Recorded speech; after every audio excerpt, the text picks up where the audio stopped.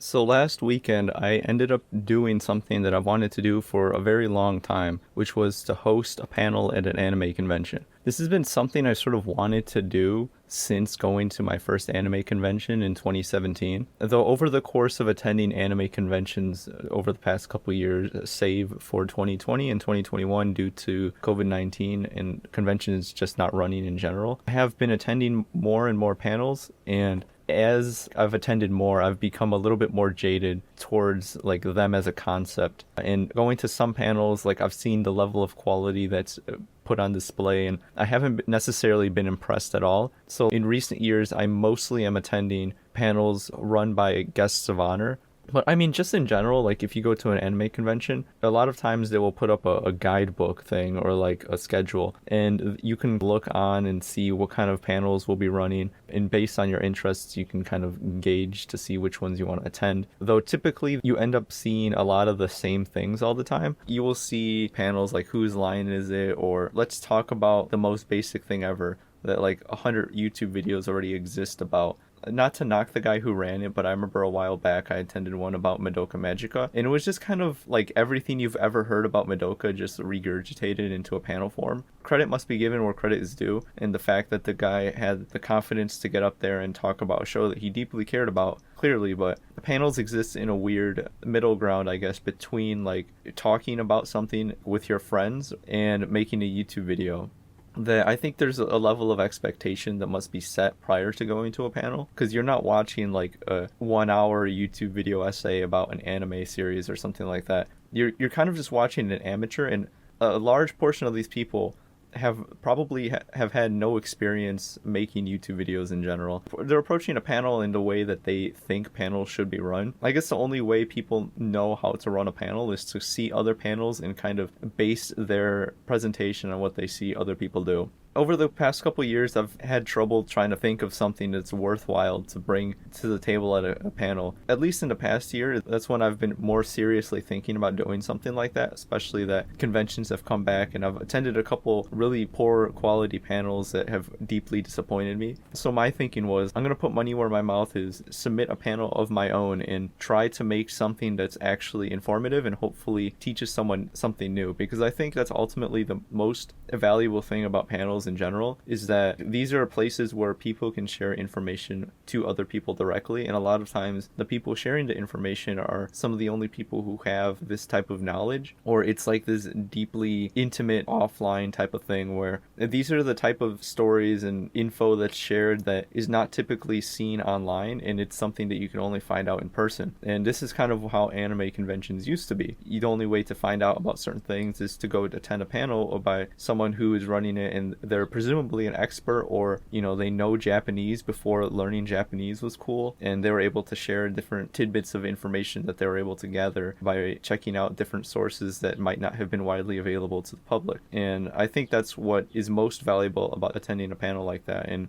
some of the best panels I've attended were ones where I learned something that I might not have ever been able to learn easily in a YouTube video, just because of who was presenting it, how they presented it, or the insight they gave. Over the past year or so is when I've been racking my brain thinking about a topic that I wanted to bring to the table at an anime convention. Obviously, it had to be something that I'm passionate about and or knowledgeable enough about, or just willing to put in the research that I can make myself as much of an expert as I could be and present it in the form of a panel, which is a format that I essentially consider to be like a slightly more dumbed down version of a PCP panel, hence why I did my Idolmaster 101 presentation a while back. And I considered doing that at a convention, which would have been the easiest thing to do, I guess, because I've already had experience doing it. Though there were two main issues with it. The first is that the information I was presenting was a little bit too much for a panel, because the actual runtime of my lecture was longer than the allotted 1 hour time slot I would have been given for a panel. And then the second was that I'm paranoid, so I don't want to do the same exact thing that I did online, that people would be making connections about who I was and stuff like that. So the panel I presented obviously was completely disassociated from my online persona. I was just presenting it as a person who was interested in a thing, and I ended up repurposing an idea I had for sort of like a long research blog. I started sometime late last summer and into the fall, but I ended up not really going anywhere with it because I got distracted with other things, I guess. So I didn't want to leave it on the cutting room floor because there was already a great deal of research put into it, and I figured that I can kind of polish it up a little bit, make it into a slideshow and make a set of bullet points and present it as a panel. So I ended up making a presentation about the history of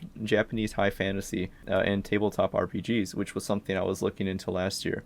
Last year, I had finished watching The Record of Lodoss War, the OVA by Madhouse, released in 92, I believe. And I was just interested to know, like, how Japanese people found out about Dungeons and Dragons. Was D&D released in Japan officially? Did these people just find out themselves? Where did fantasy come from? Why did it all switch to isekai? Like, I kind of already knew what influenced Dragon Quest, but I kind of wanted to know how it got there. So I started to do a little bit of research on my free time and found a lot of cool stuff. And it's not necessarily a topic that I'm, like, super into, but it's something that I find deeply interesting and I'm passionate about it. I have no experience playing tabletop RPGs. I mean, look at me. I have no friends. I've never talked to anyone that isn't my family or a colleague in like years, though despite that, it's just been something I'm kind of interested in but never even considered the possibility of going into, because it's just something that I can admire from afar, but like as an ideal, but not necessarily something I want to pursue. But I am interested in fantasy stories and stuff like that. Like every single year, me and my brother rewatch Lord of the Rings, the entire trilogy, the extended cuts, usually around the holiday season. We sit down and watch them in an entire day.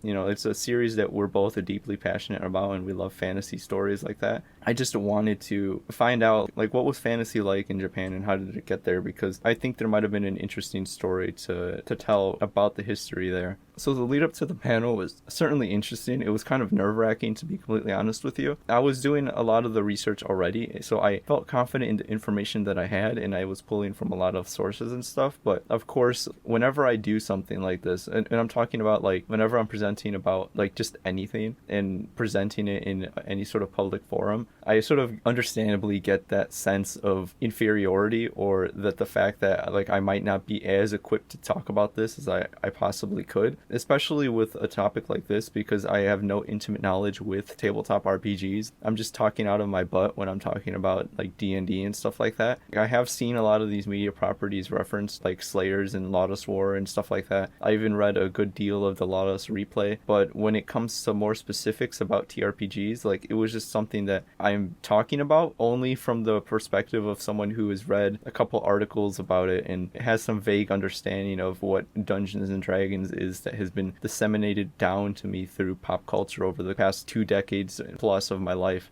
So I guess my fear was that whatever I was presenting, I was probably missing something. The nature of doing a panel like this will attract people who are interested in these things to begin with, and I feared that people would go there and be disappointed with what I was doing. But all the while, I was just telling myself, you know what? I've gone to some pretty bad panels in the past. I have a pretty low bar to vault over there in that regard. Just make it into something that's enjoyable and informative, and that's my ultimate goal.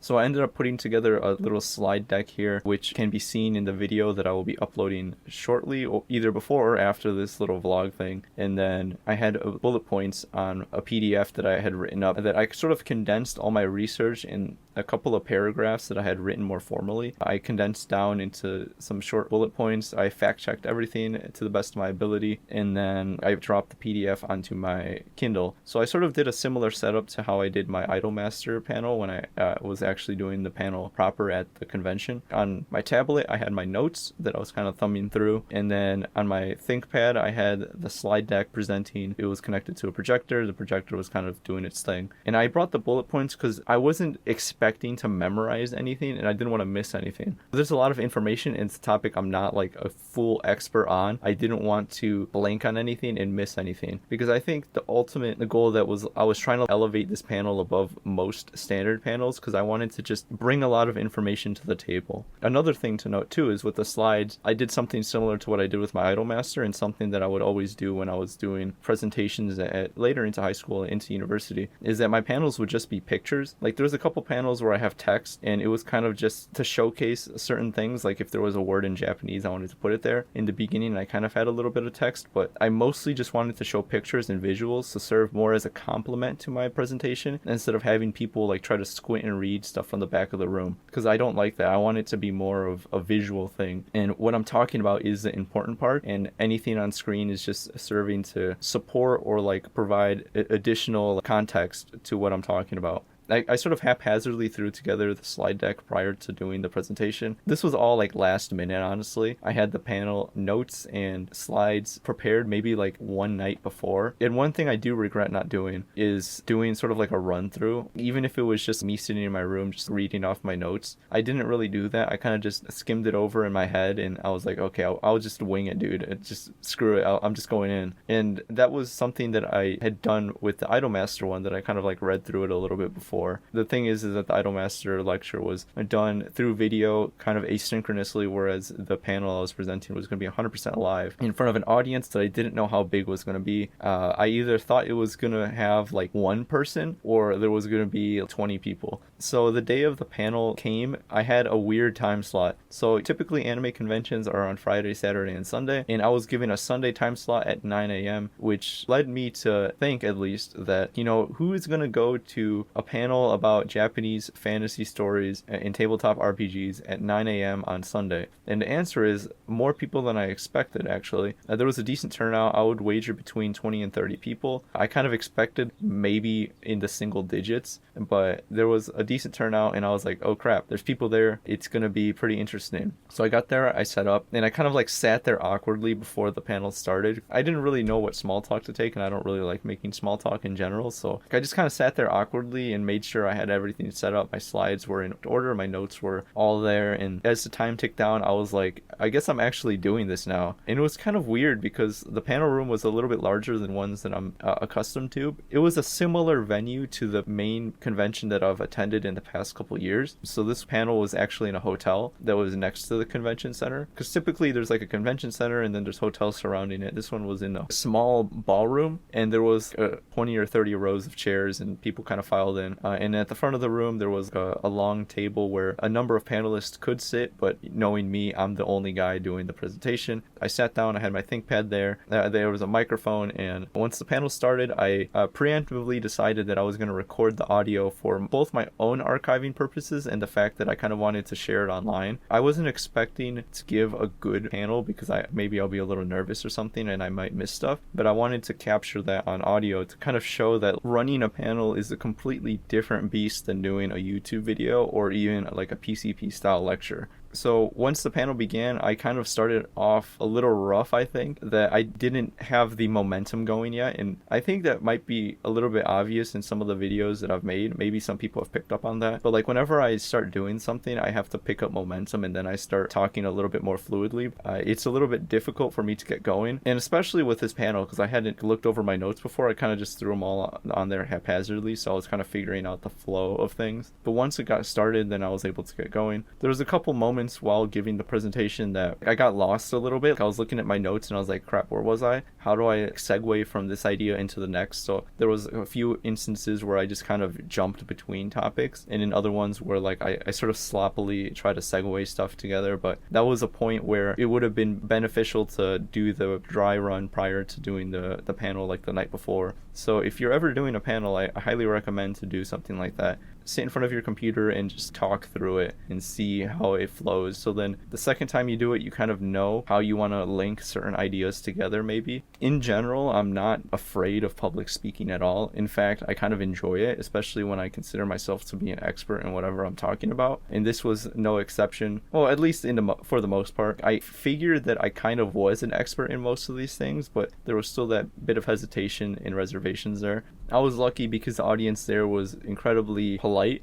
I ultimately just wanted to teach people something interesting, as opposed to running a brain dead panel where you talk about the same junk that 100 people have talked about before.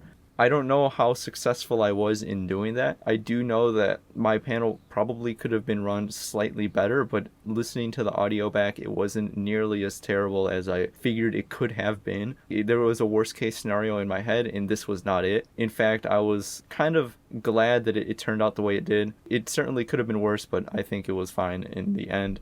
And then, of course, at the end, I opened the forum up to questions. There was one guy who we talked a little bit about the Call of Cthulhu TRPG, which I didn't have a lot of concrete answers for, but I was able to field the question, I think, reasonably. And I think that was my biggest point of worry, I suppose. I was worrying that someone would ask a question that I was not equipped to answer, and it would make me seem a little less qualified if I didn't have like a way to at least elaborate on the point and just kind of said, oh, I don't know, dude. Once that was all said and done, I think it was good. I think the panel was pretty solid, all things considered. And just, I guess in general, running a panel at an anime convention was something that I wanted to do for a very long time. I knew due to the nature of the format of a live presentation like that, it was going to entail a different set of expectations that I must hold myself to. I knew it wasn't going to be a highly scripted, very tightly edited audio video presentation of a YouTube video essay or something like that. It wasn't going to be something that I couldn't go back and revise. It had to come out correctly live the first time. And that's something that I've not necessarily been like really good at, but I think it was a good learning experience overall and something that I do continue to want to do in the future. Running a panel was surprisingly easy, though. At least for this particular anime convention, it was a smaller local convention that it was in my area, and I figured that it would be easier to do a panel there, at least a first panel, just by virtue of it having a significantly smaller attendance than what you would typically see at an anime convention. It was like a fraction of what the larger regional conventions are. So the amount of people submitting presentations and panels for this particular smaller convention was going to obviously be smaller. And even on the convention's website, when you're submitting a panel, it pretty much just said straight up that pretty much anyone who submits a panel is going to get into the convention, basically, just because they don't have a huge pool of people submitting panels for the event. Though the cool thing was, though, at being a panelist, at least at this particular convention, is that you get a full weekend pass. So the day before, I just kind of like walked around the convention. I looked at the room I would be in, and I kind of just like shopped around. I bought 2 wall scrolls that I had been meaning to buy for a while, because I have a number of wall scrolls in my room and I kind of like to rotate them out. So I got myself a Gurren Lagann one because I recently watched Gurren Lagann and was reminded of how brilliant it was. And then I picked up an Ore-imo one because, of course, Ore-imo is love, Ore-imo is life. So that was cool, and I guess at smaller conventions, I do highly recommend running a panel because I think there's a little bit less pressure due to the amount of people going there. There's like a different attitude, I think. So if there's something that you, listener, are deeply passionate about or feel like you can make a quick little 1-hour presentation thing, then I highly recommend doing that at a convention. It's an interesting experience. And it can be really helpful because I don't think like people are going to be very critical of you as a public speaker, because I mean we're all a bunch of awkward anime fans at the end of the day, and we kind of just want to go sit down and listen to something interesting. You know, a lot of people are just sitting down at a panel because they're waiting for someone, or they're waiting for the dealer room to open, or they want to get off their feet after walking around for so long, or maybe they're just interested in whatever you're talking about. I think a lot of other people have that degree of expectations that this is a panel at an anime convention. It's not a YouTube video I'm watching. And I don't think people in general like religiously watch YouTube as much as you or I do. Or like we have different expectations and sort of expect more out of panelists than might be reasonable. But at the end of the day, it was fun. And I'm going to stop rambling for now. If you have any questions about running an anime panel or what it was like being a panelist, let me know. I'll respond to any and all comments. Hopefully this wasn't too long or too boring and provided some insight. If you thought my panel was garbage, also let me know that, but you won't be telling me anything I don't already kind of know. I guess that's about it. This is Pars signing off.